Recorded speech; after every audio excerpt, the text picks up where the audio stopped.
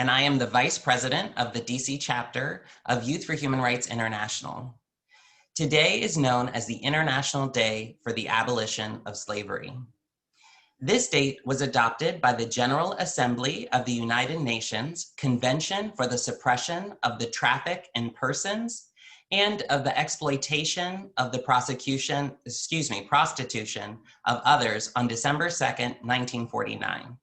Slavery has evolved and manifested itself in different forms throughout history. Some traditional forms of slavery persist today, while others have been transformed into new ones. The focus of this day is on eradicating the contemporary forms of slavery.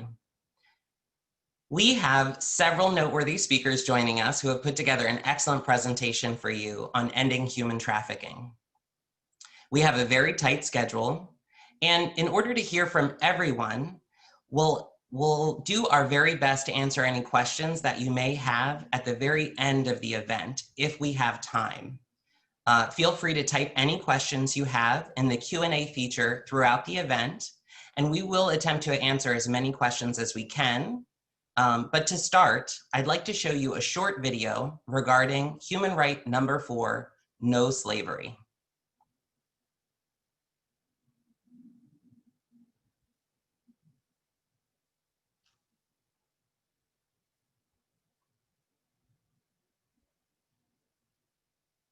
Here we are at the slavery exhibit. Now, as you can see, the slaves were kidnapped from their homes, chained together for weeks. They would cram them onto these ships in very appalling conditions. Thousands of women and children are being smuggled across the border. Sexual trafficking of children. As you can see right here, they were treated like animals. They worked all day long for no pay.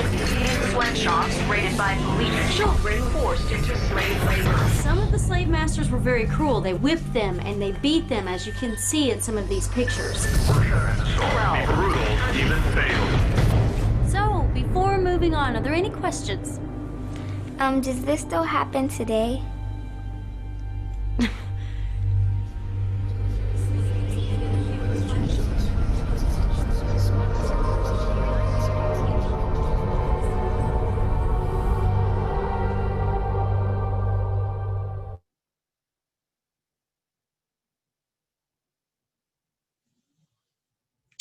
All right. Thank you, Kitty. That's such a powerful message. I really love that video. Now we will hear from Dr. Sonia Ramsey. Dr. Ramsey is president of the International Association Friends of Egyptian Museums. She is the former chief of promotion of UNESCO World Heritage and the former chief assistant of Dr. Boutros Ghali at UNESCO Peace and Development International Panel. Please join me in welcoming Dr. Ramsey. Ladies and gentlemen, happy to participate with you on this important event. Today, I am going to present 2 major activities carried out by UNESCO over the last 40 years concerning slavery. That is, I will talk with you about 2 very important programs implemented by UNESCO. The first one is the International Campaign for the Safeguarding of Gorée Island in Senegal. The second one is the slave route breaking the wall of silence. The first one, it was on 22 December 1980 that the Director General of UNESCO officially launched the international campaign for the safeguarding of Gorée Island in Senegal.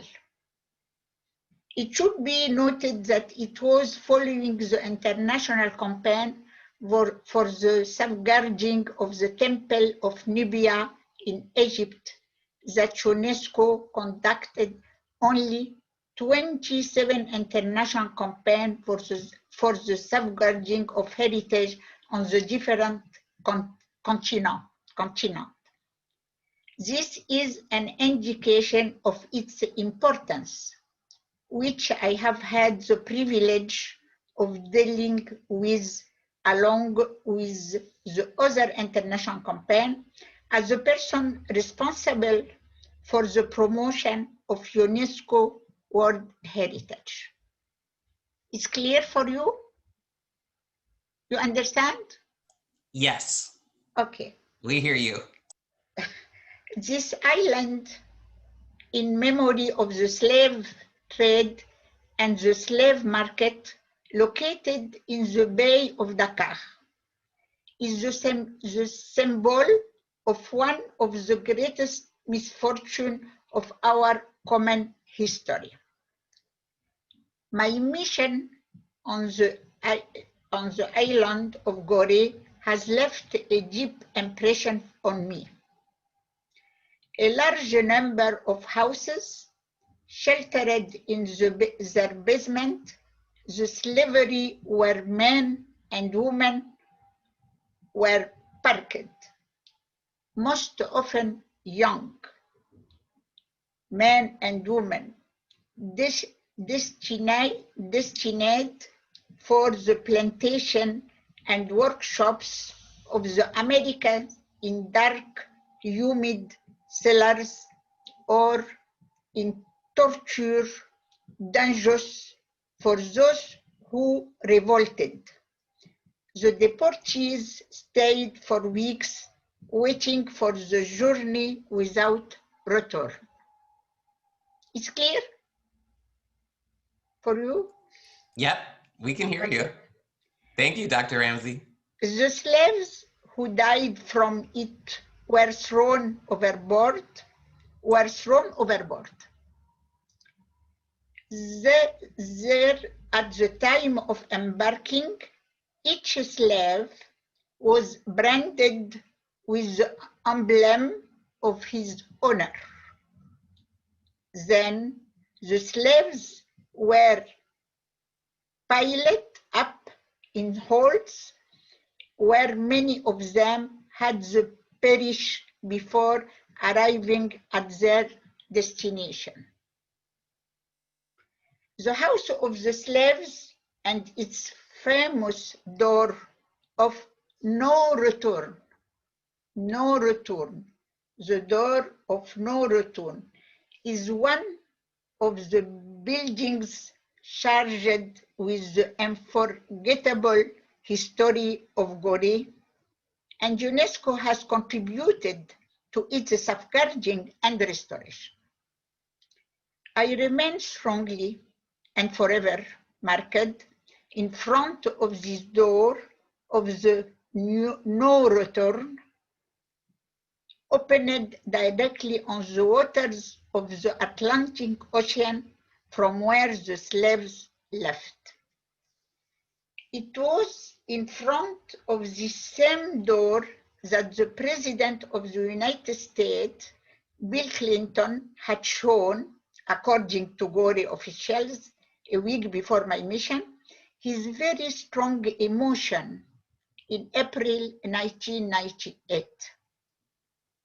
Other visits to Gorée with photos in front of the door of the no return will be made in 2003 by the President George Bush, and in 2030 by President Barack Obama and his family.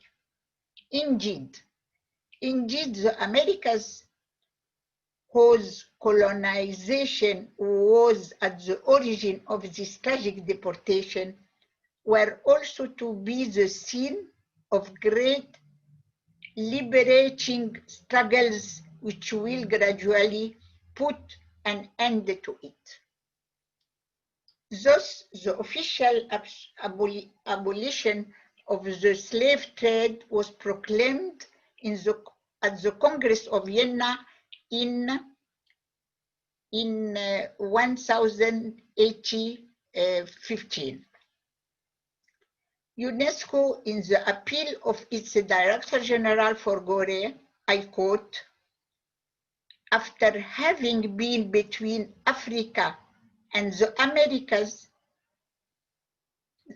the symbolic link of the desolation Gorée becomes it little by little a symbol of hope towards which many converge today in a kind of pilgrimage, the descendant of the deportees of yesteryear in search of their roots, and all those who intend to draw from its history the reasons for a new solidarity of people." This is why Gorée is one of those unique places where the memory of the young people of Africa and the America can be revived, while at the same time renewing the sources of their inspiration. Gorée belongs to the living imagination of Africa and the Americas and is equally part of the world's conscience, de la conscience du monde, world's consciousness. Gorée, along with other sites of unforgettable memory, is a high place of reflection and recollection where men and women, and especially young people aware of the tragedy of history, will better learn for meaning of justice and fraternity. This is the first project of UNESCO in the past. The new one is the second one is the slave route breaking the wall of silence. The slave route resistance, freedom, and heritage.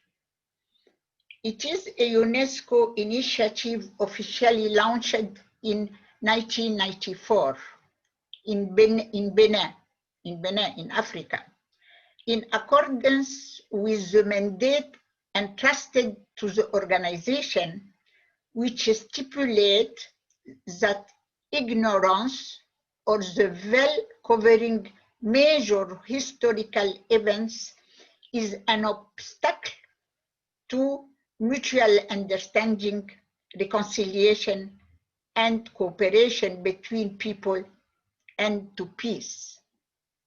The project has broken the silence on the slave trade and slavery that has involved all continents and caused considerable upheavals that are shaping our modern societies as a result. The slave route celebrated its 25th anniversary on August 23,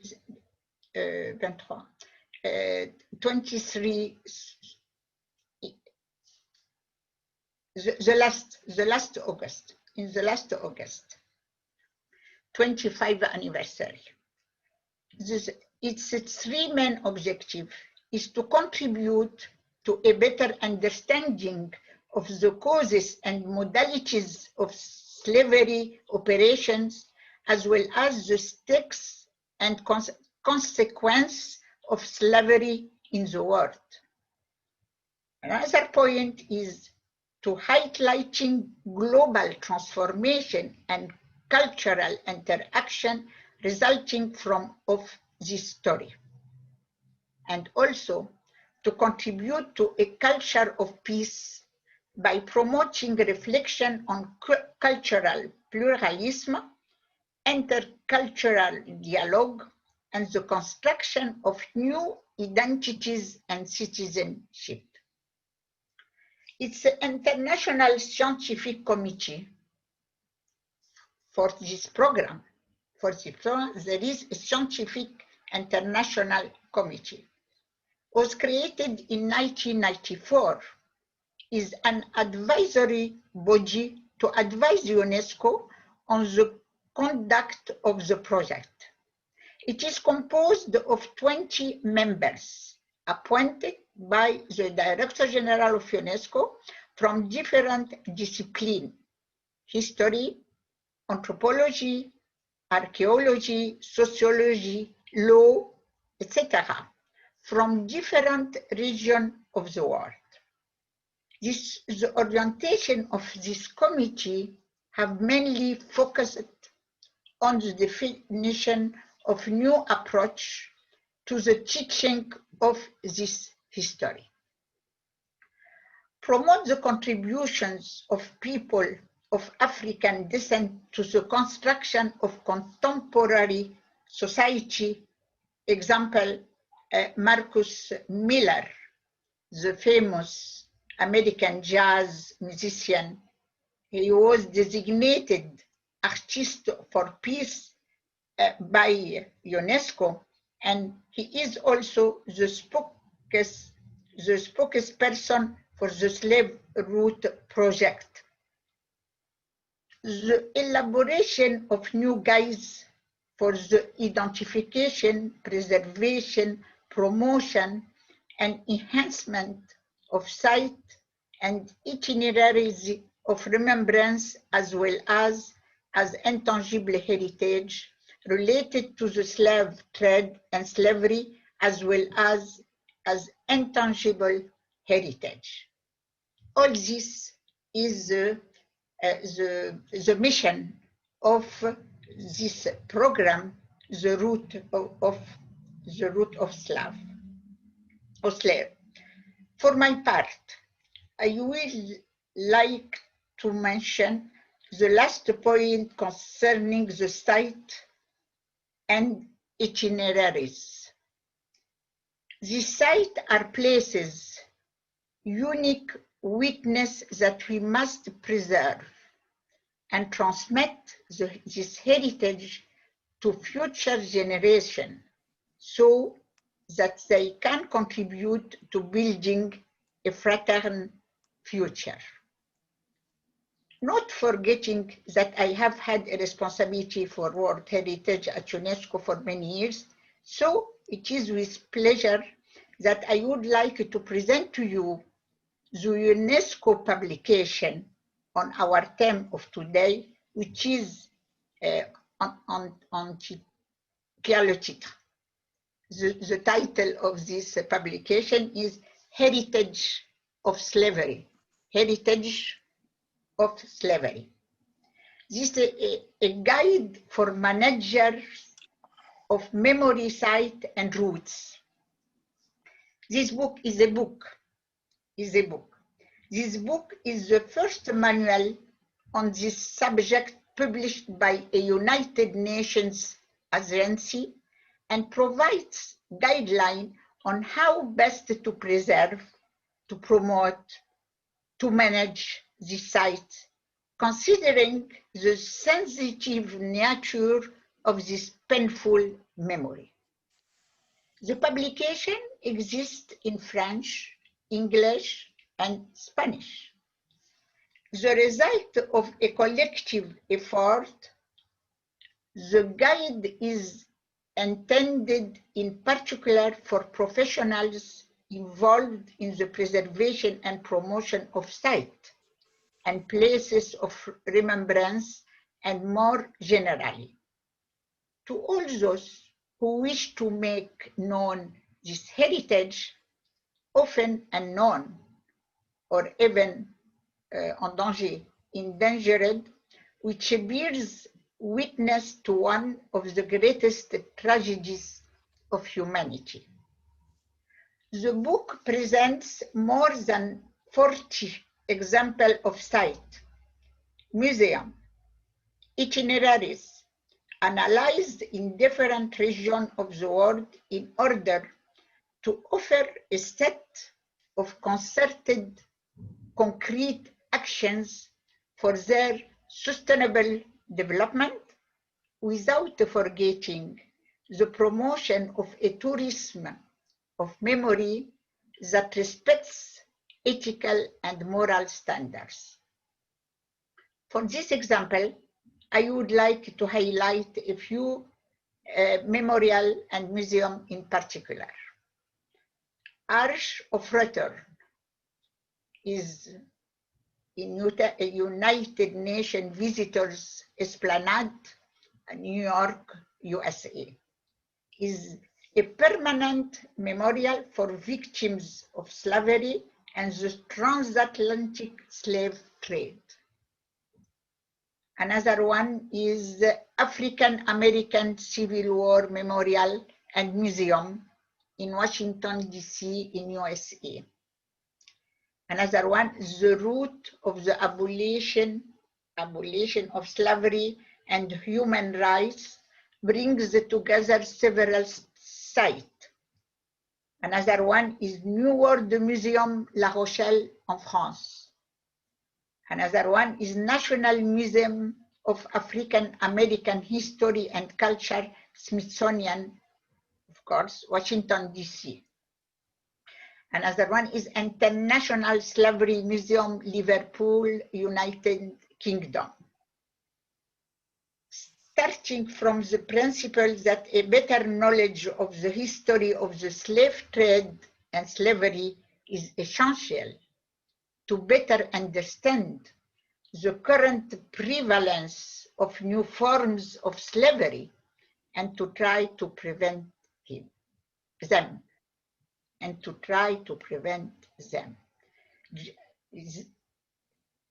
I conclude by insisting that today we must mobilize, as Mary Shuttleworth did so well, to definitively abolish human explanation. Thank you. Thank you, Dr. Ramsey. That was really enlightening. And I want to personally acknowledge you for communicating to us in English, which I know is not your native language. So I really do appreciate it. Thank you. Do you understand? It's clear? Yes, we understood.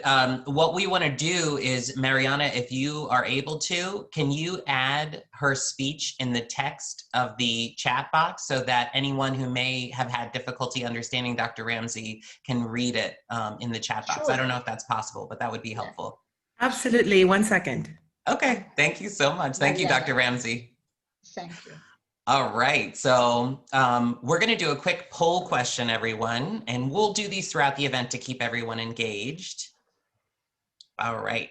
According to the U.S. State Department, how many people each year are estimated to be trafficked into the United States? 6,500, 14,500, or 20,000? And you all are joining us from different platforms, so how it looks on your screen may be different, but you do have the ability to choose one of the poll options. And then once we have enough answers, we'll go ahead and reveal the results.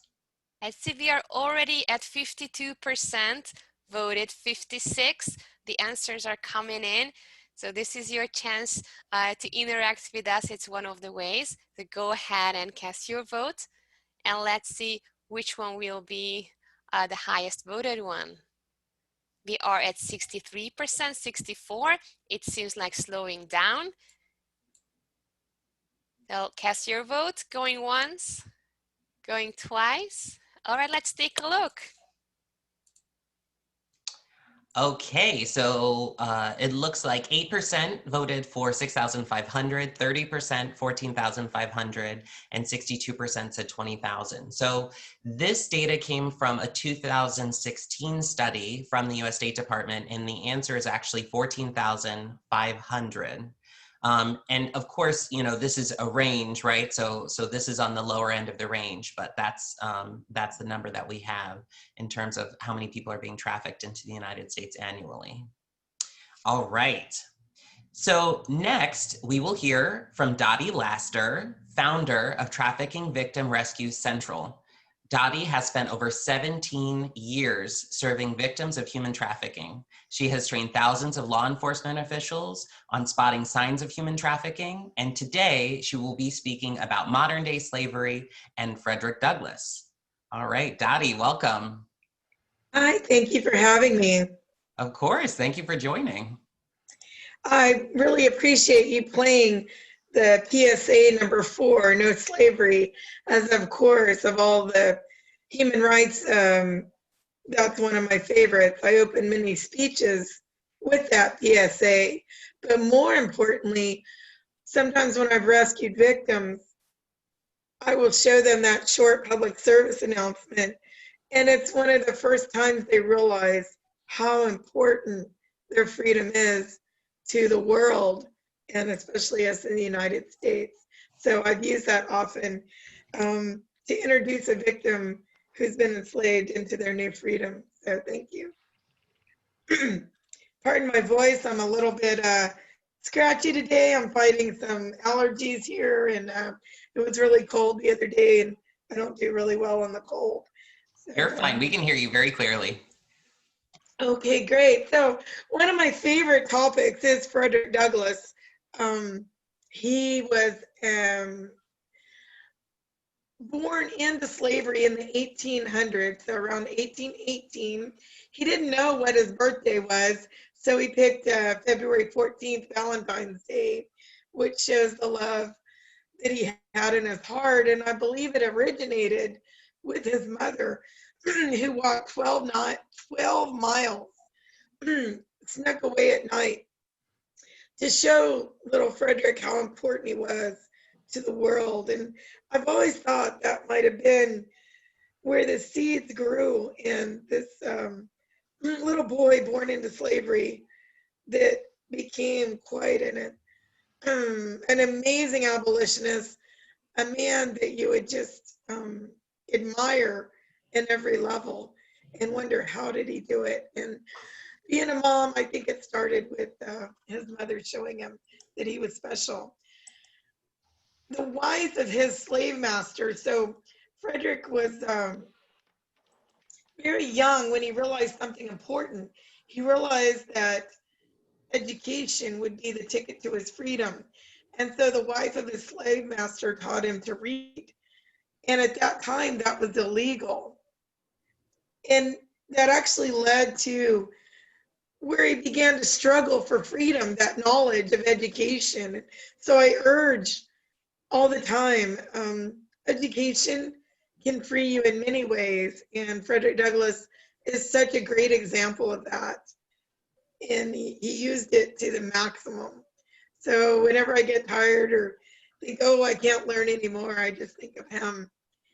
He, throughout his life, fought slavery. From the time he was a young child to a teenager to all of his adult life, he would not acknowledge the institution of slavery as being legitimate. And I see that now. I do many things to combat current and modern slavery. And I follow his example, saying we cannot tolerate it in a civilized society. We cannot allow it, and we cannot look away. When Douglass was a teenager, he's starting to turn a little bit stronger. And so his slave master, which was also likely his father, sent him to a slave breaker. Much as you hear people talk about breaking horses, that they had people that their job was to break down the will of slaves. Well, Douglass saw it differently. He was not going to be broken. He determined as a teenager that he would not be broken. And he defended himself. He never struck out, but he defended himself and did not allow himself to be broken. And that goes back to our human rights and this public service announcements. We are the ones that can protect our human rights. Sometimes it's a struggle, sometimes it's difficult, and we might need help. But the attitude within us is what makes us able to hold our human rights. After he defeated the slave breaker, he learned also that if you don't fight back, if you cower, you would get beaten more often, he observed. He often wrote that once he stood up to the slave breaker, he never had to defend himself again. And I really learned from that when I was starting to combat slavery. And I was trying to decide, do I hide or do I make myself known? And I chose the way Frederick Douglass did. he made it known he would not be enslaved. After that, he was sold to what was known as a benevolent slave master, to which Douglass said there is no such thing. You cannot own someone and be benevolent. That led him to meet his future wife, and he took his chance with her help, and fled to freedom. And of course, he succeeded. And thank goodness, because now we know all the work that he did. He changed his name immediately from Frederick Bailey to Frederick Douglass. Again, another example of shaking off slavery. He did not want to be known by his slave master name. He traveled to England in his adult life, and he spoke of the horrors of slavery in America. He was treated as a slave on the ship that took him to England. So by day, he would be up speaking and being an orator, but when it was time to go to his quarters, he was sent down below where all the lesser people were kept. And his colleagues on the ship argued and disagreed with that. However, the ship did not make any adjustments for him. However, once he got to England, he was treated as an equal and enjoyed large crowds and respect and just being treated as human, which I know must have been what his life had craved. And yet he chose to speak always with the thought of the slaves that were left back in America. He became the most photographed man of his time. He knew that this new technology of photography was very important to showing people who he was and who all the people he spoke for were. And so he used photography and became the most photographed man of his time. When he was in England, he could have stayed, he could have been set, he could have said, I've done my time and rested, but he did not. So he returned to the United States, and on his way back, his friends and colleagues and other abolitionists knew that upon his return, it was very likely he would be re-enslaved, so they purchased his freedom. And again, contrary to what most people might do, he fought against the idea that anyone could purchase his freedom. So he thanked them and said, my freedom was never yours to purchase. He actually, during the Civil War, met with President Lincoln many times. And one of the times he advocated for equal pay for the Black Union soldiers and actually held Lincoln's feet to the fire, saying, you can't pay them less and be for their freedom. So I think of the moxie that he had. And sometimes I'm in that position myself where maybe I'm speaking more boldly than other people would. And when I feel like maybe I've overstepped my bounds, I reset my vision with Frederick Douglass and say, no, wrong is wrong, no matter where you are, no matter who you're talking to. And he lived by what he said. He had 2 sons that served in the army. And one of the things I quote him the most on is, I will unite with anyone to do right and no one to do wrong. And of course, that's why I'm here today, to unite with all of you to do right and stop the continuation of historical slavery. We're taught that it ended, but it really didn't. It just adapted. So one of the most inspiring things that I do when I go to Washington, D.C. almost every time is I visit Frederick Douglass's home on Cedar Hill, which is in Anacostia. And it is a national park. It's free to visit. And this is a home that any of us would be just honored to have achieved in our life and to live in. And yet you realize that a man born a slave and resisted and attained education and became able to write and be a public speaker. He owned newspapers, he wrote books. This man, that was illegal for him to attain an education, not only attained it, but excelled and spread his word. This is a view from his front yard. And that's the Capitol in Washington, D.C. right there. He walked to that Capitol almost every day and continued to advocate for the ending of slavery. And once slavery ended, he then advocated for women's suffrage. And he actually married a second wife who was a white woman. And he and his wife helped for women to get the vote. He actually died on the front yard of his house in his 70s on his way to a suffrage meeting where he had a heart attack in his front yard. So this brings me to why I'm speaking today and why I bring up Frederick Douglass, why he sits behind me.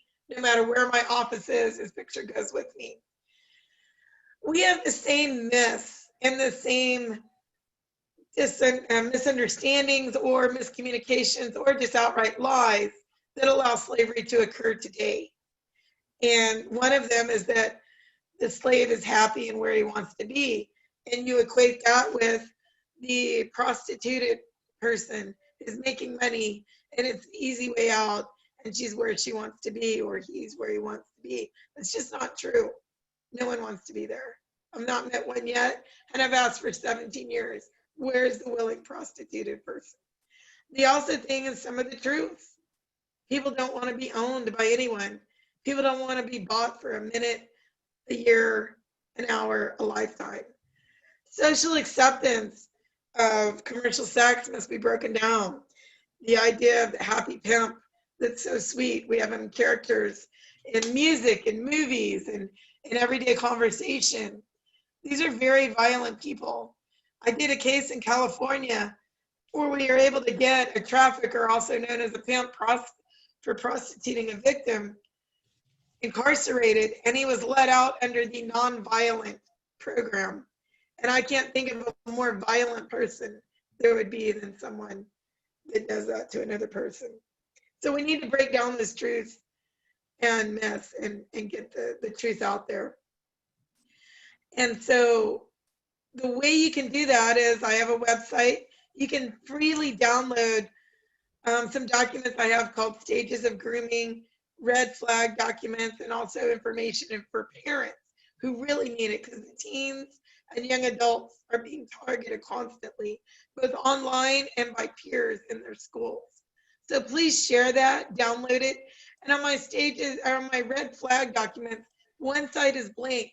You are welcome to put your information on there, share it with your local police department, let them put their information on there. The one side is blank, the other side is the information. You may share and use it freely. You have my permission. It's on my website.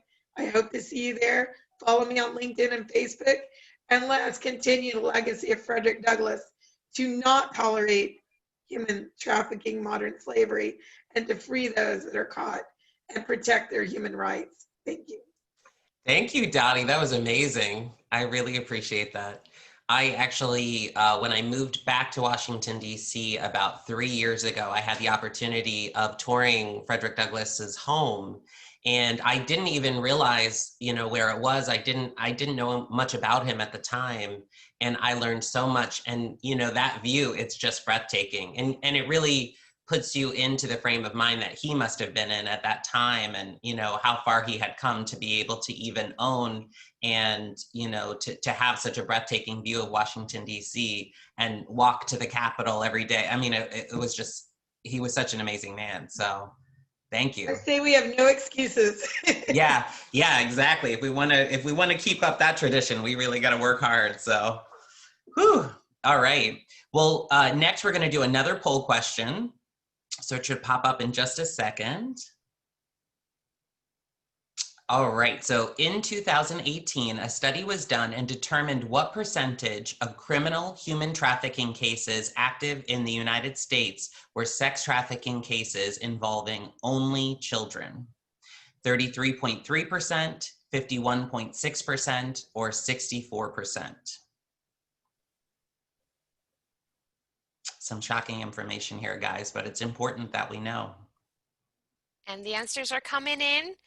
We are at 50%. Half of you who have joined us have already casted your vote.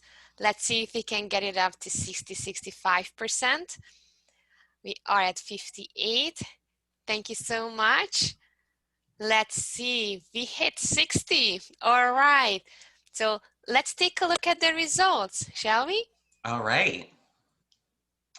Okay, so 25% said 33.3%, 53% said 51.6%, and 23% said 64%. Well, I know it's staggering to hear, but it's actually 64% So just to reiterate, this is specifically how many criminal human trafficking cases active in the United States were sex trafficking cases involving only children, and the answer is 64%. That's as of a 2018 study. So yeah, really, really, like you said, some mind-blowing statistics there. All right, so now we will hear from Rosie Orozco, President of Commission United Against Human Trafficking, based in Mexico. Please welcome Rosie. Rosie, remember you have to unmute yourself. Okay, can you hear me? I can hear you now, yes, perfect. And we can see you too, thank you. Thank you. I want, first of all, to thank so many people that are in this panel and in this Zoom conference, like my friend Raul Arias, that has been an example of a man who really defend, who really care about human trafficking victims. Also, Sylvia Stannard. She has been a blessing every time we are in Washington. I want to thank the effort, Azar, Hank, Aaron Carson, Dr. Mary, that I love her. I really want to thank all of you, because this day is so important, an International Day to abolish human trafficking. It is really something that we have to go united. We are trying to change the stories of so many people that has been victims of human trafficking. Right now, under our care, there is 82 beautiful young ladies and some children, boys. For the first time, we opened in 2017 the first shelter for boys, because there was no shelters, not even in the United States. After we opened in October 2017, also United States in Florida and North Carolina opened the first ones. But let's change stories. Let's all together, united, change stories, not only from the victims, also from the traffickers. And how can we end human trafficking? Only by really doing something united, something that we take the hand of many activists, academic people, politicians, and of course, NGOs.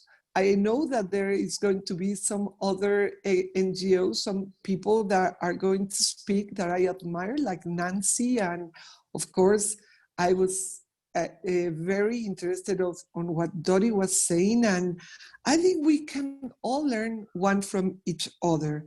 What I call this, what we focus on each victim is dignity and success. Because every time we see a victim, I was introduced in 2005 to the reality of human trafficking at an event in D.C. I cried for days, and I felt completely inadequate to be one to get involved and seek this change of stories, this transformation. I was not a lawyer, I was not a politician. The first time I helped a victim escape, I was probably more nervous than she was. And then I went to the police, and the captain told me, "Lady, stop being so dramatic. These girls like it." I was shocked when I heard him. It was not because of that. If it was not because of that phrase, I would probably not have continued. But it angered me so much to understand that this is how they see things. So many authorities see the things like this. This is why a lot of people from society did nothing to rescue so many girls and boys. So I have continued until now, and I have a tree that shows so much how this human trafficking works. And I understood by this tree in my presentation that I have been so blessed by being born in a family that I had so many privilege. I studied in the United States, I studied in Europe, and I married an incredible man. Raul knows my husband, also Silvia. It's an incredible husband, and I had incredible family. So I feel that that's not the reality for so many people. And in this tree, I don't know if you are looking at the presentation, but in this presentation, the roots of this tree are the vulnerability that all the victims could have, like a family disintegration. So many of you have met Carla Jacinto, for example. She was from a family where the mother also was very violent. So in her house, also she had violence. Also, she was coming from a home with a lot of poverty. Her brothers, made a lot of bullying, always telling her that she was adopted. It was not true, but she felt so bad about it. And we had also victims that had these roots, like in the tree, addiction, lack of protection and safety, unemployment. So many are so desperate for a job, and then the traffickers will tell them, yes, I will get you another of the, I would take, I'm sorry, somebody sent a message about the presentation. I don't know if you are looking at it. Is it showing the tree? Oh, the tree is showing, perfect. Yep. And it's the bigger part of the screen. Okay, perfect. I couldn't see it in my iPhone, sorry. No problem. So when you have unemployment, sometimes these people will take you to another country, to another state, and it's going to be so difficult for this victim to escape when sometimes also they don't speak the language. Here in Mexico, we have 62 towns, not towns, people who speak different languages, indigent people. And so many of them are beautiful people that we love and we honor because they are the ones who take care of our nature. They know how to do the agriculture, and we depend on them. But people does not value, and they are very innocent, very naive sometimes, and they are very easily trafficked, to many of them to work in homes as slaves, being paid so bad, and not only sex traffic, but labor traffic, a lot of it. We have in our shelter children, girls that were carrying in their backpacks drugs, 6 years and 8 years, forced by criminals and the mother to carry the drugs. So as you can see, a lot of the roots has to do with also migration, but the fruit of that tree is terrible, because some of these traffickers, they know how to make an extortion, to blackmail, an authority. Oh, you were here in our strip club and we took a picture from you, so now you are a part of us. And they will sit a little girl in their lap and they will be controlled by these horrible criminals because that authority was weak and went to the strip club. And these people will, after that, being blackmail him or extortion. A lot of prostitution, what we see as prostitution, 90% is human trafficking. This is said by Fondation Cells from France. They made a research, 64 countries, And here in Mexico, I have seen that because girls that we have rescued has told us, in my street where I was standing up, there was 45 victims. Only 4 of them were not having a pimp, but all of us were paying the right to be standing here to the pimp woman that was called Gloria. So the fruit of this horrible tree is also that 40% of the girls that are in prostitution are killed in a very violent way. So part of this fruit is the feminicide. And a lot of the girls are also kidnapped. And that's something that scares. So what we have to do? We have to be united to give these victims not only a shelter, but also the support from other NGOs. We don't work with only one NGO to help a victim. It's not enough. We need so many people to help them. Their life is completely destroyed. We call this to give them a blank page. A blank page is my book, my 5th book, that is now in Amazon. I am showing you the banner, and I thank so much Sylvia that has been, in our presentation when we had the release of the book. Sylvia in D.C, she was there, and I really thank her again. And we need this kind of blank sheet for them to not only to survive. Somebody that is surviving is somebody like in the water, is in a pool and takes a breath and some air, but is struggling. We need to take them through the reparation of all this damage, the education that they need, the guarantee that they will be completely free and not in danger of being caught again. And then they are the ones who help us to sensitivity or train the authorities. And that's the best way to report the crime. Many people, after hearing the testimony of victims, like Raul has taken some of the girls to Clearwater and some of the girls to many of your events. And these girls now, their life has been so much change, and they are very, very successful.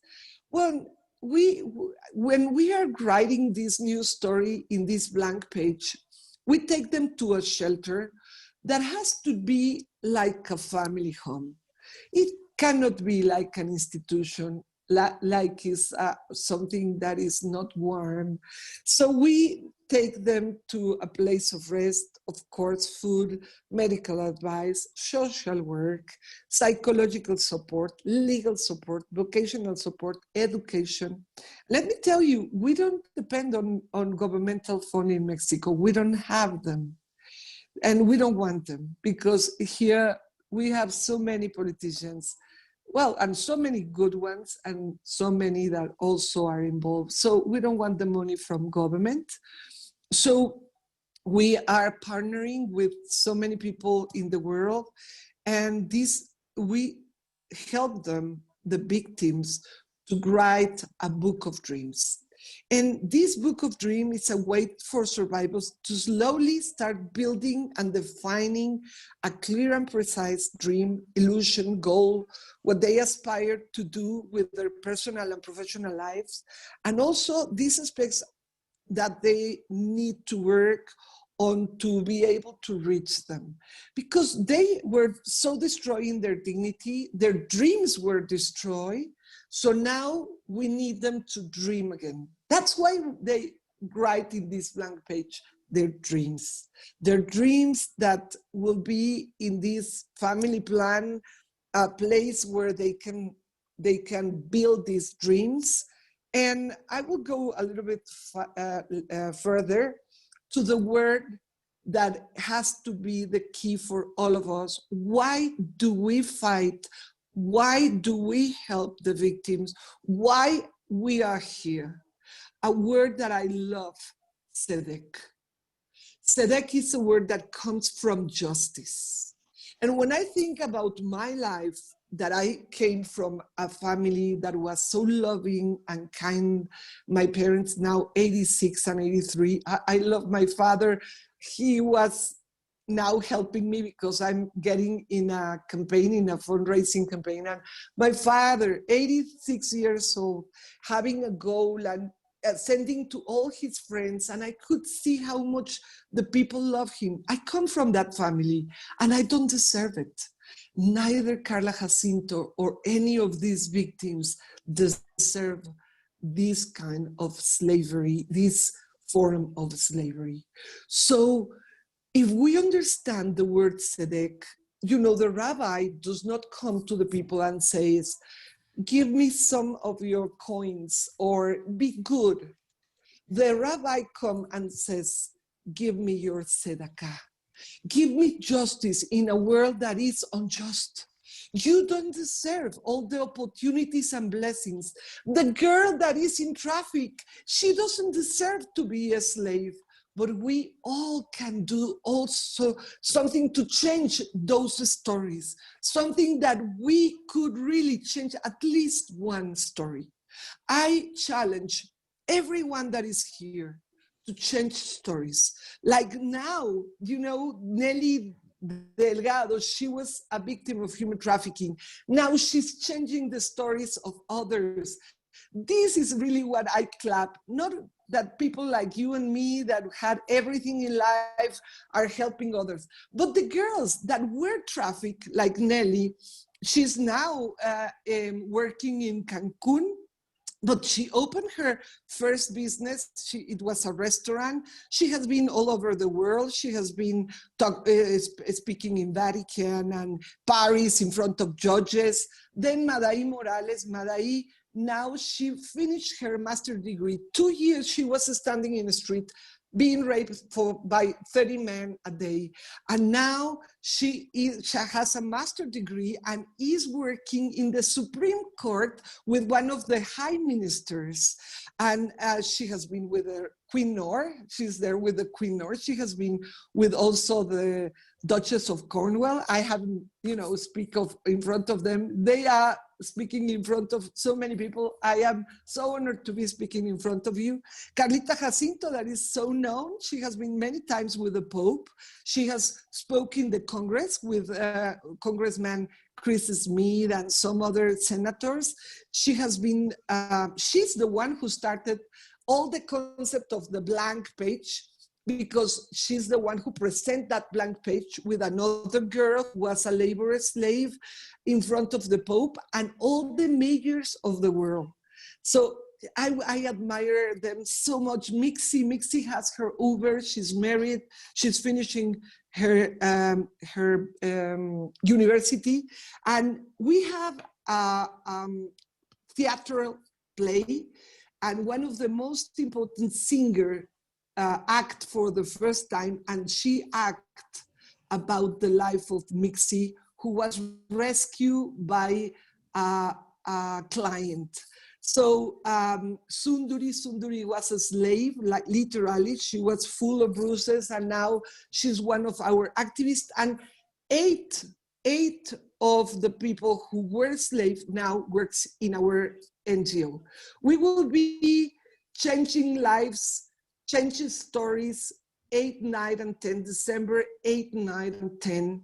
We will do a huge campaign for prevention and also for building 2 more shelters. And our dream is to get 1 shelter in each state, 32 shelters. And we will be united with you in anything you are doing. You are incredible. We admire you. And we are honored to be partnered with you. And please pray for us, because December 8, 9, and 10, we will have a huge challenge, a mountain in front of us, to be able to continue our work and help all these children and teenagers to get to university, to have, by the way, all of the big ones have their own apartments in Mexico. And we would want the same for the others. Thank you to fight today. Thank you to unite us all. And please, let's work together in the tzedakah mind, not because we're good, just because it's justice. Thank you so much, Rosie. That was amazing. And I actually had the opportunity of hearing you speak at the International Summit at the United Nations. I want to say it was 3 years ago, maybe 2 years ago when we did that event. And it was hundreds of people holding up their blank page. Yes. And it was such a magical moment anyway, but I just wanted to share that I was there and I got to see that. It was really amazing. So we are running a little bit behind, of course. Thank you, Rosie. But I do want to make a point of saying that we're going to show everyone's contact, all the panelists' contact information at the end of the event. So if you need, you know, a minute to write it down, we will show it again later in the event. Okay. All right. So now for our third poll question. Which former First Lady of the United States of America was directly involved in drafting the Universal Declaration of Human Rights? Patricia Nixon, Eleanor Roosevelt, or Jacqueline Kennedy? So here's your opportunity to engage with us. Please take a moment and select your choice. And the answers are coming in. We are at 45%. Let's see if we can get it over 60 like we had last time. All right, we hit the 50% mark. Ooh. Let's see, the answers are coming in nicely. All right, we are at 60. So I'm gonna end the poll and let's take a look. All right, you guys know your stuff. So 5% said Patricia Nixon, 76 said Eleanor Roosevelt, and 19% said Jacqueline Kennedy. So believe it or not, it was Eleanor Roosevelt. And I could go on and on about Eleanor Roosevelt. She was an amazing woman, but she is the one that was directly involved in the creation and the drafting of the Universal Declaration of Human Rights. All right, so next I'd like to introduce Nancy Rivard, President and Founder of Airline Ambassadors. She will be discussing her work educating the airline industry and its workers on how to observe behavior identifying human trafficking in the United States and around the world. Nancy? Hey, I'm happy to be here. Thank you so much. Of course, thank you for joining. Okay, so listen, I'm going to go as fast as I can. I'm going to go through it kind of quick because I know we're running out of time, but I'll give people an overview of what we've been able to do in the aviation industry. Thank you so much. I've been, I worked for American Airlines for my entire career. I was in management and my father died suddenly and I began traveling all around the world looking for meaning. So next slide. So I ended up founding Airline Ambassadors, which is an NGO with the United Nations back in 1996 to give flight attendants a way to bring love into action. We had humanitarian missions every month. We escorted children in need, but we didn't know anything about human trafficking until, I'll go back one. I want to show the, until we saw this little girl in Cambodia with the red markings on her body. And she had been abandoned by her mother who was trafficked. And we ended up saving her and getting her in a safe house. Afterwards in Thailand, we saw the night markets. We knew that human trafficking was something real. And as the president of Airline Ambassadors, I knew we had to get involved. Okay, next slide. So on our following mission to the Dominican Republic, I invited Deborah Sigmund of Innocence at Risk, who's in that picture right there. We had humanitarian missions every month, and Deborah taught us more about human trafficking. Amazingly, our team correctly identified trafficking on 2 flights out of Dominican Republic. One of the tips led to the bust of a pornography ring in Boston, saving 86 children. And in the same month, identified trafficking on all those 4 airlines. We knew we were onto something. Next slide. We knew that traffickers use commercial air travel because we had seen it 4 times in that 1 month. And thousands of victims, as we learned earlier, are transported across international borders and domestically every year, and that the airline industry needs training, provide vital information to law enforcement.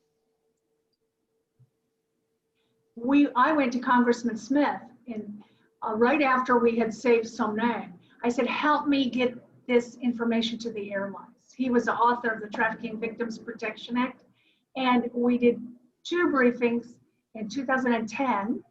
Congressman Smith and Congressman Pitts both helped us, the embassies and airlines, but the airlines didn't take much notice of it. So I knew that as a flight attendant, there's infrastructure there to provide training for every frontline pilot and flight attendant every year. But the airlines weren't using it and they didn't do anything. So we said, well, we got to take it upon ourselves. So we developed the first industry-specific campaign on human trafficking awareness.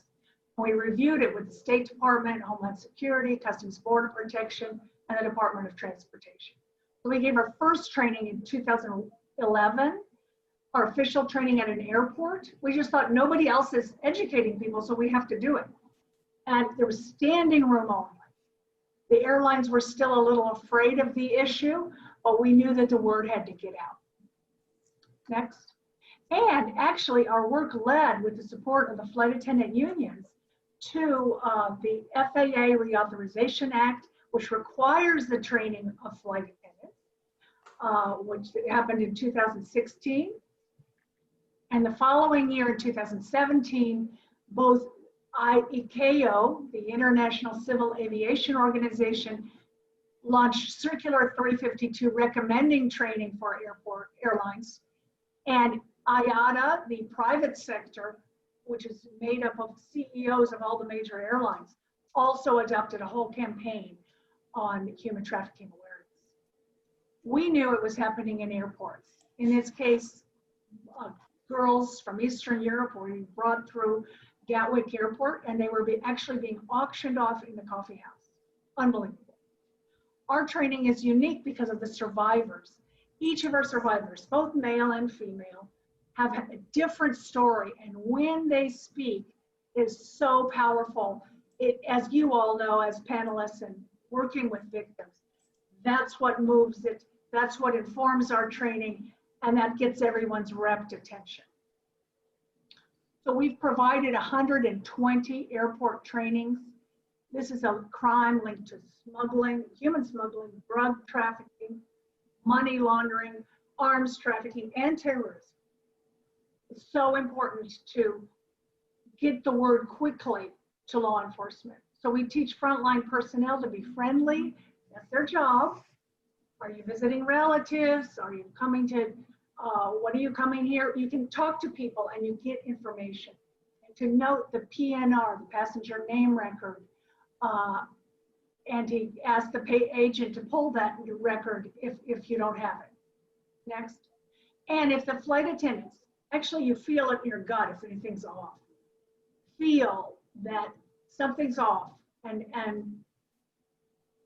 we train them to be observant and to tell the captain that they believe professional evaluation is needed, and for him to radio ahead.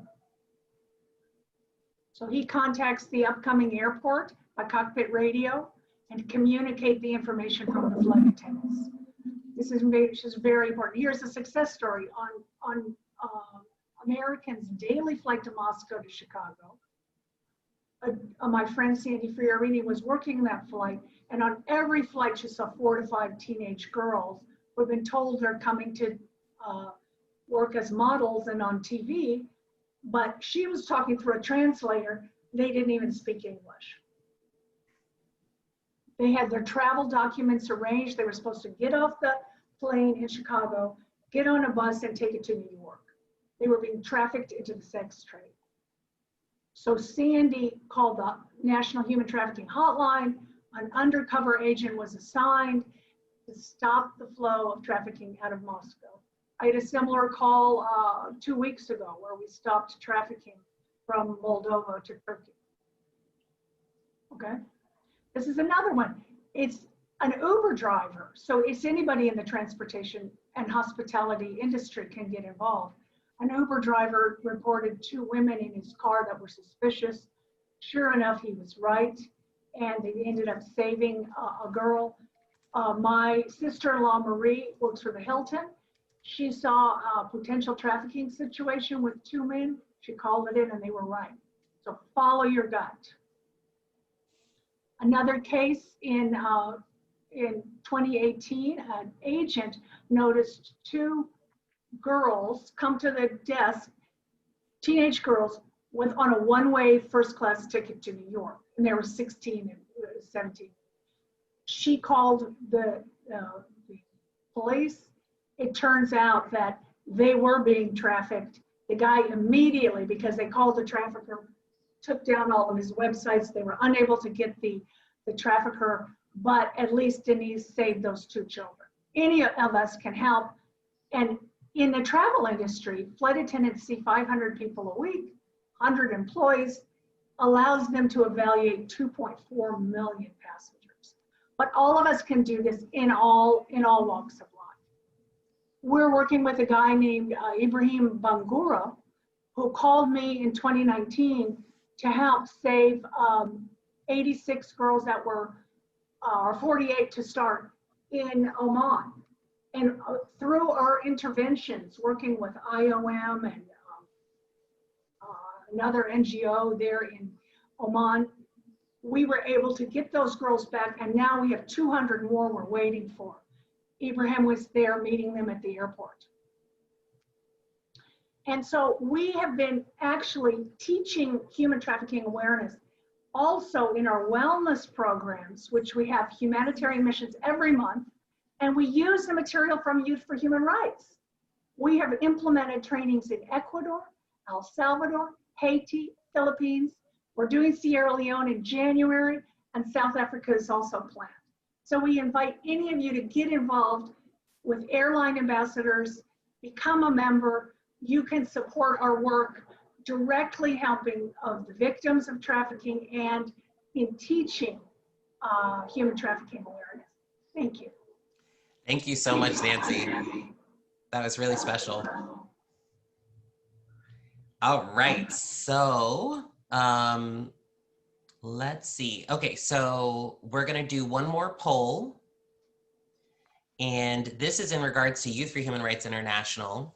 When was Youth for Human Rights International founded? August of 2001, June of 2007, or September of 2014? And the answers are coming in. Let's see, we are at 40%. Let's see if we can get it over the 60 that we got before. Let's see, we hit 50%. Let's cast your votes. All right, 59, let's go, one more. There we go, 60%, let's take a look. Okay, so 44% said August of 2001, 38% said June of 2007, and 18% said September of 2014. So the actual answer is August of 2001. And that is a great segue because we are actually going to be hearing now from, I have the honor of introducing our founder of Youth for Human Rights International, Dr. Mary Shuttleworth. Thank you so much, Erin. Of course. Excellencies, distinguished guests, and precious youth. Thank you for joining us on this International Day for the Abolition of Slavery.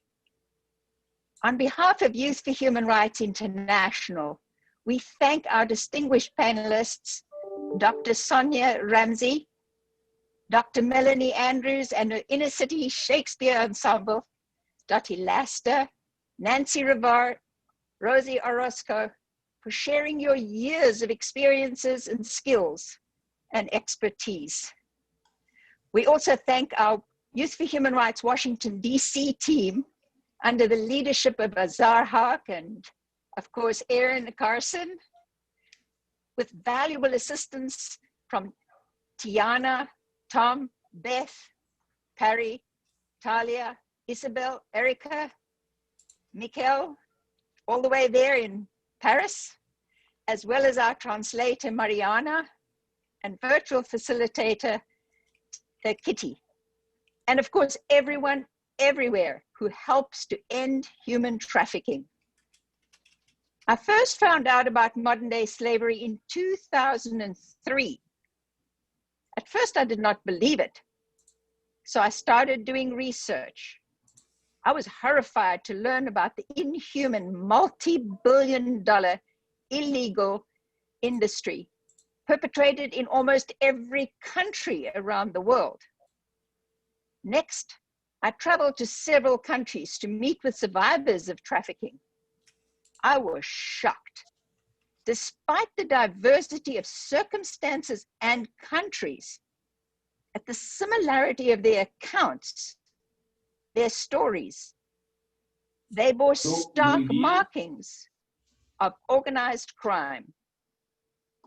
Most heart-wrenching was the little 3-year-old survivor who literally begged me to take her with me. She was clutching my leg. That 10 to 3-year-old had experienced more abuse and violence in 3 short years than anyone should in a lifetime. And that was not the only toddler in that shelter. Heartbreaking, heart-sobbing. I had to do something about it. I'm a teacher. Education, education, education. In this imperfect world, with some 7.5 billion imperfect people, our children are vulnerable, and all potential victims or perpetrators of abuse, trafficking, and slavery.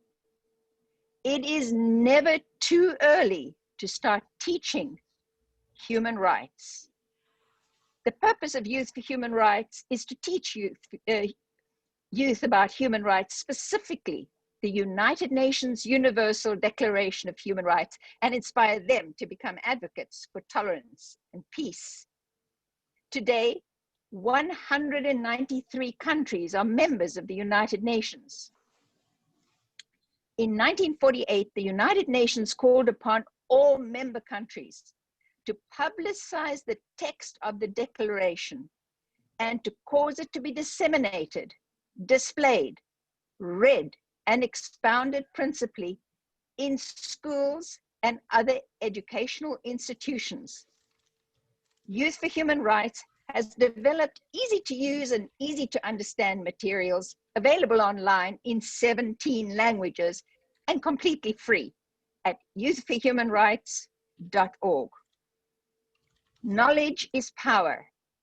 Since 2003, Youth for Human Rights International has been holding conferences such as this one, workshops, and collaborating with like-minded groups like these and organizations around the world to help raise awareness about the scourge of modern-day slavery. Training of private investigators and law enforcement was essential so that victims are correctly identified as victims and help to receive the care and help they deserve. One such conference was held at the infamous Cape Coast Castle in Ghana, Africa, back in 2005. The message was simple. Slavery is alive and flourishing. Education, human rights education, is an important stepping stone to ending slavery. Children and everyone who knows they have rights know they should do what they can to reach out and report abuses before these can escalate, potentially even to trafficking and slavery. Prevention is better than cure. Let's work together to learn, teach, and promote universal human rights and help end human trafficking globally. Thank you. Thank you, Dr. Shuttleworth. And I just want to say, I mean, you are such an inspiration. I know that I started noticing Youth for Human Rights in 2003, 2004 because of your work, you know, and that really motivated me to get involved. And I'm sure many of our other panelists and attendees would say the same. So thank you so much. No, thank you. It's only together that we can tackle this. It's only together that we can get this done. So thank you. Absolutely. All right, so we have one final poll for everyone. Are you guys ready? This one is quite relevant. So how many copies of the United Nations Universal Declaration of Human Rights were distributed by Youth for Human Rights International as of 2019? 300,000, 1 million, or 4 million? So go ahead and take a second and post your answers. And the answers are coming in. We are already at 40%. Let's see if we can get it over 60%. Oh, wow, we are already 57, 59. Wow, all right, we hit it. Let's take a look. Yep, you guys know your stuff. Okay, so 5% said 300,000, 33% said 1 million, and 62% know best. We have distributed over 4 million of these booklets as of 2009, and 2019, and who knows how many more since then. So we've really been getting the word out about this. All right, so next we will hear from Azar Haq, who is the president of the DC chapter of Youth for Human Rights International, to tell you more about what we do locally to address modern day slavery and how you can get involved. Azar? Thank you, Erin. Of course. Good morning, good afternoon, and good evening to a global audience. I'm honored to be amongst such a distinguished panel and joined by such a large audience today. It truly is a pleasure, and we're very excited to be here. Youth for Human Rights International Washington D.C. chapter is honored to organize and host this event. And I want to pose a question to everyone. What if we were all very outspoken about human rights? How different would everyday life be for us and those around us? As we have heard today, and most recently with our last panelist, Dr. Mary Shuttleworth, knowledge and awareness are key, and I want to share with you how the DC chapter is providing this knowledge and awareness through our various outreach activities. The purpose and mission of Youth for Human Rights, Washington, D.C. and Youth for Human Rights International is to educate the community and our leaders in the 30 human rights as listed in the Universal Declaration of Human Rights. When it comes to human trafficking, we've heard from all of the panelists that knowledge really is key. So we want to get this knowledge out, prevent cases of human trafficking to an incredible degree. And our mission, of course, is to inspire youth to become advocates for tolerance and peace in our community. I wanted to share with you how we actually get this message of human rights out through the various activities that the chapter here is involved in. One of the things that we love doing here, this is probably our favorite activity, is school seminars. So this is a local elementary school we went to. The school has invited us back there to come to see them about 3 or 4 times. The last seminar we did, we trained about 300 students, all elementary school students, as to what their human rights are. We presented the materials of Youth for Human Rights International. We showed them the PSAs, one we saw earlier in the event. And the school absolutely loves having us. Of course, with what's happening with COVID, in-person school is not occurring these days, but we look forward to going back, and this is, again, one of our favorite activities. Also, what we have done is there's a very famous university here called Howard University. Each year, they have what's called a safety fair. This is for the new incoming freshmen. They sort of give them materials, give them information on how to be safe on campus. We are also invited to the safety fair every year to present our human rights materials. And again, when we talk about youth, when we talk about vulnerable people, this is key to get this material out to sort of stop that human trafficking or violation from occurring in the first place. Another activity we're involved in is National Night Out. This is an event that's put on by the various police departments throughout the United States.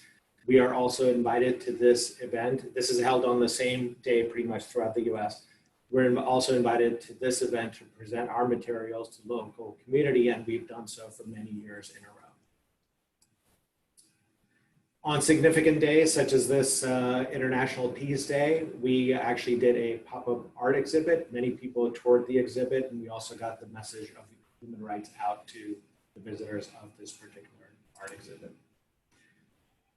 Of course, who doesn't like a good music show, right? So we also did a human rights concert where we had a pretty significant audience there. We got the message out on human rights that way as well. So the DC chapter is very, very active, and we are engaging in various different activities to get the message out on human rights. We also do public human rights training and certifications. This is the last training that we did where we had attendees from 4 different continents. They finished a full 4-hour in-depth training, and 3 Youth for Human Rights DC volunteers also became certified in basic human rights training. On the Human Rights Day, this is, we obviously did this in winter, as you can tell by the clothes that people are wearing. This is a human rights march we did from the Lincoln Memorial to the World War II Memorial. Thousands of people got the message on human rights, saw the organization Youth for Human Rights International, and we distributed many, many booklets, and also we spoke to local media that was present as well. Booklet distribution is a key activity for us because by distributing booklets, we're actually providing in written form what the 30 human rights are, and in a format that's very easy for everyone to understand. You don't have to be an international human rights lawyer. You just need to read the booklet. It's in a format that you understand what your rights are. So we have here in the US what's called little free libraries. These are throughout the US, throughout the communities. And we've been putting our booklets into these particular libraries. And I believe several of them, they run out, and we, whenever we get the opportunity, we go back and replenish these booklets. The other thing we participate in are local fairs and festivals and special occasions that are happening in the DC area. Of course, our proximity to various embassies, the federal government, other international and national organizations gives us an opportunity to participate in many, many social activities. And it's a great opportunity for us to get the message out on human rights. In this day and age, everyone knows that social media is a key part of our lives, and our footprint on social media is very strong. And I want to share that with you, some of the statistics from that. On average, we have 2,000 to 3,000 impressions monthly.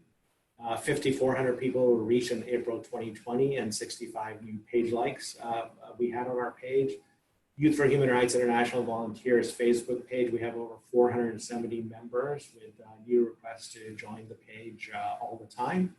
And we also get questions on our Facebook page from various people throughout the world that want to know more about our materials, may have a particular issue that they want to get some advice on, and so we provide them that support to the degree we can. And of course, given our proximity to the federal government, to the Congress, to the White House, to basically the power that drives the United States government. And we're also involved in congressional office visits and advocacy. Here you see a group of delegates that visited their representatives to advocate for human rights bills and also advocate for anti-human trafficking bills. We're also involved in national and global events. This is a human rights summit that's held at the United Nations every year. 2 years ago when this was held, the Washington D.C. was an integral, Washington D.C. team was an integral part of helping to organize and coordinate and run this event. And we also had, you can see on the next slide, a delegate from our Washington D.C. chapter that actually presented at the event. We also help to organize, coordinate, and support the U.S. National Human Rights Conference. This is held in Washington, D.C. So in the earlier conference, you have delegates from throughout the world. And on this particular conference, the U.S. National Conference, you have delegates from within the U.S. This is also something that's conducted on an annual basis. And once we're through with this COVID sort of aberration that's hit us, we will be getting back to all of these conferences. One of the things that we conduct at this conference is the prestigious President's Volunteer Service Awards are given out to delegates who have put in significant amount of volunteer hours in their communities to raise human rights awareness. And this particular year, this was in 2019, Perry Crow and Tiana Crawford, who are volunteers in the DC chapter, won this prestigious award. And Aaron Carson, who's our excellent MC today, won this award this year in 2020. In fact, I'm very proud to say that the DC team, either as a team or as individuals, has won this award in 2015, 2016, 2017, 2018, 2019, and 2020. So yes, I guess I can say we kind of have a monopoly on this.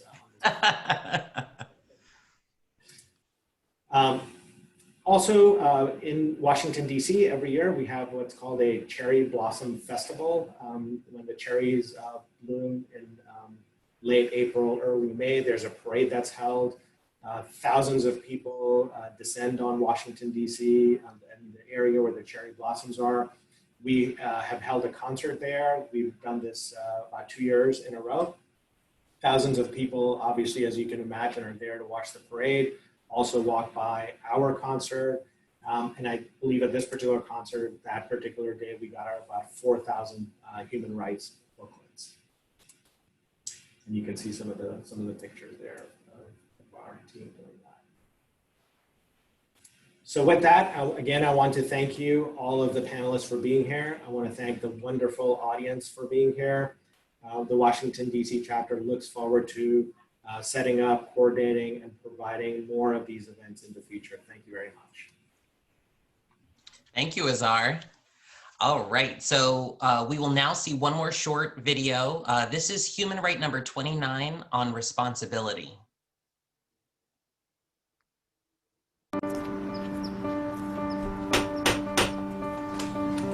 Good morning. I'm here to read you your rights. My what? We are all free and equal. Don't discriminate. You have the right to life. You have the right to life and to live in freedom and safety. You have a right to education. You have a right to your own things. You have the right to social security. You have the right to play. You have the right to democracy. You have the right to asylum. You have the right to take responsibility. And no one and nobody can take these rights and freedoms away from you.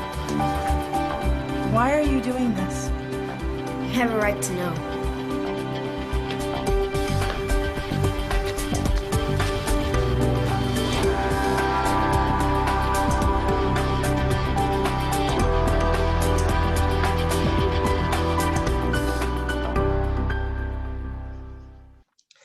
I love that video. All right, so we do have one more speaker for you today, and I know we're running over everyone, so please bear with us. We would certainly appreciate it if you're able to stay through the end of the presentation. So our final speaker is Dr. Melanie Andrews, who has created a reimagined version of Dr. Martin Luther King's famous "I Have a Dream" speech. Please join me in welcoming our final guest, Dr. Melanie Andrews. Hi, everyone. Welcome. This is really touching to me. We run a nonprofit corporation, Inner City Shakespeare Ensemble. We're divided to human right number 27, that everyone has the right to experience and share in culture. Our company is celebrating a 10th anniversary, founded by myself, Katie Haber, who's watching in Los Angeles, and Paul Heller, for the purposes of allowing kids of all colors to be involved in the arts. We were asked by our dear Mary, who has awarded us the Presidential Medal, one of my proudest piece of jewelry. It's kind of big, guys. And has celebrated our company and what we've done. We've been invited to New York, to Brussels, and we had planned to come again. But our purpose in our company is to bring together kids from 11 to, I think our oldest one is 27. They started at 14, but they won't go away, to use Shakespeare and all kinds of arts to express things that are important to them, and to get a chance to work with mentors. I think as we move into this, It is our responsibility as adults to reach out to children so they do not make that fateful choice. It is our responsibility as adults to give up the financial and the human desire to do whatever these people do in favor of doing things that have a higher level, higher commitment to humanity. So without too much more ado, this is the Dr. Martin Luther King speech given in 1963. I was in high school at the time. And it just made such a major impact on my life, made me get involved in civil rights and community activism. It is performed by, I think, 15 of our company, ranging in age from 11 to 30. And Dr. King, for us and for the world, is known as the drum major of justice. And we need to join that band. So with no further ado, I present the young people of Inner City Shakespeare Ensemble performing in their own way Dr. Martin Luther King's I Have a Dream speech. So honored to be here, so committed to the process. Thank you.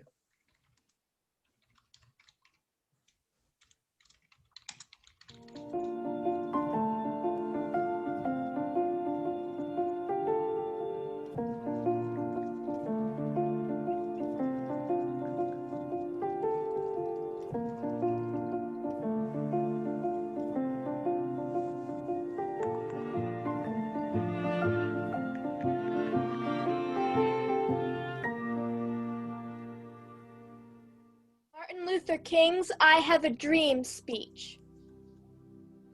I am happy to join with you today in what will go down in history as the greatest demonstration for freedom in the history of our nation. 50 years ago, a great American in whose symbolic shadow we stand today signed the Emancipation Proclamation. This monumentous decree came as a great beacon light of hope to millions of Negro slaves who have been seared in the flames of withering injustice. It came as a joyous daybreak to end the long nights of their captivity. But 100 years later, the Negro still is not free. 100 years later, the life of the Negro is still sadly crippled by the manacles of segregation and the chains of discrimination. 100 years later, the Negro finds himself on a lonely island of poverty in the midst of a vast ocean of material prosperity. 100 years later, the Negro is still languished in the corners of American society and finds himself in exile on his own land. And so we've come here today to dramatize a shameful condition. In a sense, we've come to our nation's capital to cash a check. When the architects of our republic wrote the magnificent words of the Constitution and the Declaration of Independence, they were signing a promissory note.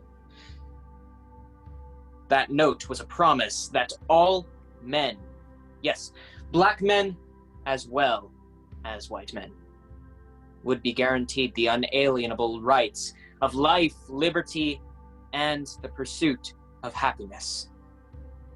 It is obvious today that America has defaulted on this promissory note, insofar as her citizens of color are concerned. Instead of honoring this sacred obligation, America has given the Negro people a bad check, a check that has come back with insufficient funds. But we refuse to believe that the Bank of Justice is bankrupt. We refuse to believe that there are insufficient funds in the great vaults of opportunity of this nation. And so, we have come to cash a check that will give us the riches of freedom and the security of justice. We have also come to this hallowed spot to remind America of the fierce urgency of now. This is no time to engage in the luxury of cooling off or to take the tranquilizing drug of gradualism. Now is the time to make real the promises of democracy. Now is the time to rise from the dark and desolate valley of segregation to the sunlit path of racial justice. Now is the time to lift our nation from the quicksands of racial injustice to the solid rock of brotherhood. Now is the time to make justice a reality for all God's children. It would be fatal for the nation to overlook the urgency of the moment. The sweltering summer of the Negro's legitimate discontent shall not pass until there's an invigorating autumn of freedom and equality. 1963 is not an end, but a beginning. And those who hoped that the Negro needed to blow off steam and will now be content will have a rude awakening if the nation returns to business as usual. There shall be no rest nor tranquility in America until the Negro is granted his citizenship rights. The whirlwind of revolt will continue to shake the foundations of our nation until the bright day of justice emerges. But there is something that I must say to my people who stand on the warm threshold which leads into the palace of justice. In the process of gaining our rightful place, we must not be guilty of wrongful deeds. Let us not seek to satisfy our thirst for freedom by drinking from the cup of bitterness and hatred. We must forever conduct our struggle on the high plane of dignity and discipline. We must not allow our creative protest to degenerate into physical violence. Again and again, we must rise to the majestic heights of meeting physical force with soul force. The marvelous new militancy which has engulfed the Negro community must not lead to a distrust of all of our white brothers. For it is evidenced by many of their presence here today that they have come to realize that their destiny is tied up into our destiny.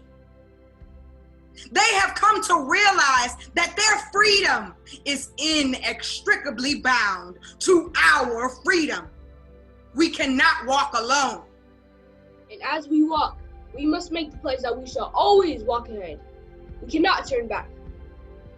There are those who are asking the devotees of civil rights, when will you be satisfied? We can never be satisfied as long as the Negro is the victim of the unspeakable horrors of police brutality. We can never be satisfied as long as our bodies, heavy with the fatigue of travel, cannot gain lodging in the motels of the highways and the hotels of the cities.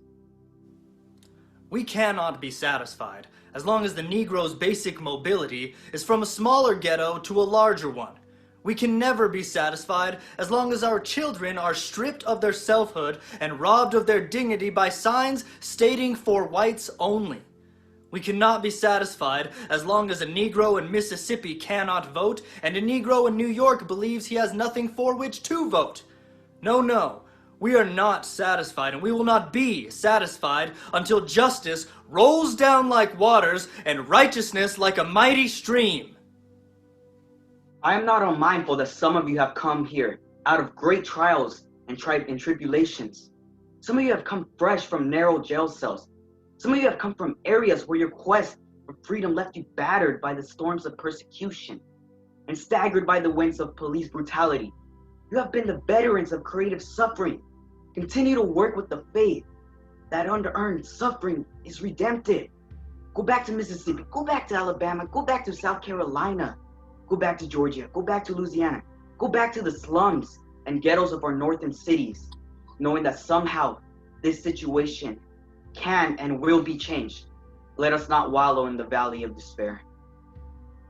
I say to you today, my friends, so even though we face the difficulties of today and tomorrow, I still have a dream. It is a dream deeply rooted in the American dream. I have a dream that one day our nation will rise up and live out the true meaning of its creed. We hold these truths to be self-evident, that all men are created equal. I have a dream that on the red hills of Georgia, The sons of former slaves and the sons of former slave owners will be able to sit down together at the table of brotherhood. I have a dream that one day even the state of Mississippi, the state sweltering with the heat of oppression, sweltering with the heat of injustice, be transformed into an oasis of freedom and justice. I have a dream that one day my 4 little children will live in a nation where they are judged not by the color of their skin, but by the content of their character. I have a dream today. I have a dream that one day, down in Alabama with its vicious racists, with its governor having his lips dripping with words of interposition and nullification, one day right there in Alabama, little black boys and black girls will be able to join hands with little white boys and white girls as sisters and brothers. I have a dream today. I have a dream that one day every valley shall be exalted, every hill and mountain shall be made low, the rough places will be made plain, and the crooked places will be made straight, and the glory of the Lord shall be revealed, and all flesh shall see it together. This is our hope. This is the faith that I go back to the South with. With this faith, we will be able to hew out of the mountain of despair a stone of hope. With this faith, we will be able to transform the jangling discords of our nation into a beautiful symphony of brotherhood. With this faith, we will be able to work together, to pray together, to struggle together, to go to jail together, to stand up for freedom together, knowing that we will be free one day. This will be the day when all of God's children can sing this song with a new meaning. My country, 'tis of thee. Sweet land of liberty I sing. Land where my fathers died. Land of the pilgrim's pride from every mountainside. Let freedom ring. And if America is to be a great nation, this must become true. So let freedom ring from the prodigious hilltops of New Hampshire. Let freedom ring from the mighty mountains of New York. Let freedom ring from the heightening Alleghenies of Pennsylvania. Let freedom ring from the snow-capped Rockies of Colorado. Let freedom ring from the curvaceous slopes of California. But not only that, let freedom ring from the Stone Mountain of Georgia. Let freedom ring from the Lookout Mountains of Tennessee. Let freedom ring from every hill and molehill of Mississippi. From every mountainside, let freedom ring. And when this happens, and when we allow freedom ring, when we let it ring from every village and every hamlet, from every state and every city, we will speed up that day when all of God's children, black men and white men, Jews and Gentiles, Protestants and Catholics, will be able to join hands and to sing in the words of the old Negro spiritual. Free at last, free at last. Thank God Almighty, we are free at last.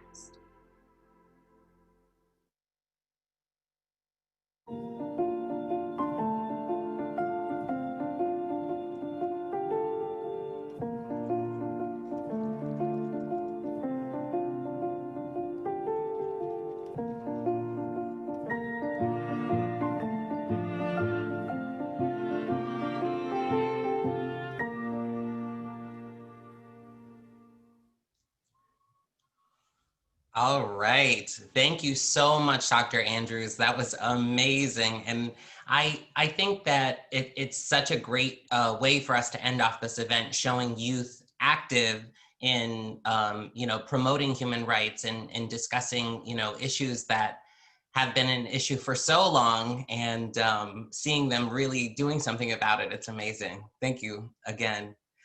So I want to also take a moment to thank all of our distinguished guests for participating and sharing your stories. We have had the honor of hearing from so many different people, and as you can see, we have their contact information listed here. We are running quite behind, but I wanted to take up at least 1 or 2 questions, if possible, And the first one came in from a panelist who was an attendee who was listening from the Facebook Live. And this is actually really great. It says, what does education of human rights help prevent? How does education of human rights help prevent human trafficking? I think the simple answer, and Dr. Shuttleworth, I'm sure you'd agree, is that by educating people, we make them aware of their surroundings. We make them aware of situations which would compromise them or put them in situations where they may be in a position to be trafficked. Children need to be educated on this. Adults need to be educated on this. Everyone needs to be educated on this. And when you have the opportunity to know about these things and know what to look for, I mean, just like what we heard from Nancy and from several of our other panelists, when people are educated, they do have the opportunity to stop these situations from occurring or getting worse. You know, perhaps the person is already trafficked and we can save them. So it's just such an amazing thing to know about. Additionally, there was a question, what key points would you recommend I teach my 7 and 10-year-old children about human trafficking? I want them to be educated and aware enough to protect themselves and their peers, but not be frightened. What advice would you have? To this, I would say that take the training on youthforhumanrights.org. We have our own course. It is very thorough. It gives you all of the tools that you need. And you know, you can be the judge of what you feel you're comfortable sharing with your children. I think that there's no point in it that is particularly inappropriate to children because it is so important for them to know. And I think the way that you go about it is really what kind of tips the scale as to whether or not it will frighten them. You know, we've learned from distributing and showing our public service announcements that sometimes the video of no slavery can actually really scare children under the age of 10. So, you know, maybe don't show them that one necessarily, but explain the concept of slavery, explain the concepts in a way that they can understand and that they can have. And you'll be able to convey enough that they understand and know what to look for. In addition, we had a question come through on our panel. Yes, Kitty, can we pull back up the contact information slide? So we're doing that now. And then this is a great question, and I don't know the answer to this. So this is something I'm asking to the other panelists who have managed to stay on. How can we as Liberian victims and survival get safe homes to help from stigmatization from community members? So I'm not sure of any organizations that specifically would be able to assist in Liberia. Does any of the other panelists have an organization that might be helpful I can direct Mohammed to? Let's see.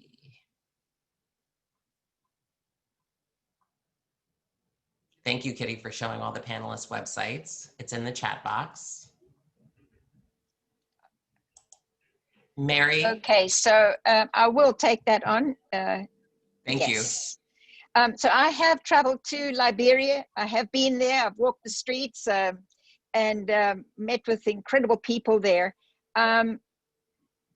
Yes, in Liberia, but also, I mean, pretty much everywhere. The first important thing is for you, do the training, do the Youth for Human Rights training so that you get the broad concept of what universal human rights are. Then get with your local officials, the local people on the ground. You see, when we're talking about resolution, when we're talking about how do we get help, where do we get help? Let me explain help in the way that help works like throwing a pebble into water.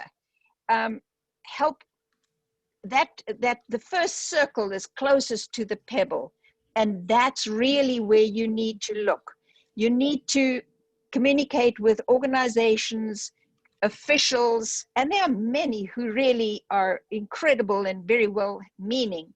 So reach out. There are facilities, there are people. We've done a lot of work in Liberia on the ground.